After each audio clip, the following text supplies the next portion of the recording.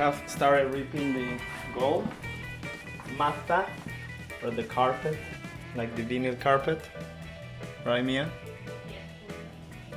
Can you look at the camera?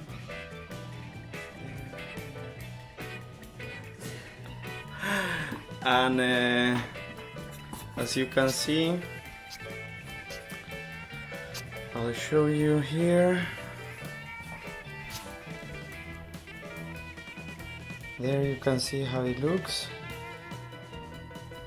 We started to use the heater because to do it directly it's really hard. There is some sort of glue behind it, so that when you start ripping in cold, so to say, it's very difficult and it cracks. When you heat it up a little bit, then it starts to get softer and more elastic, and the glue kind of gives up a little bit more. So we have gone quite a good bit. It's just the middle left.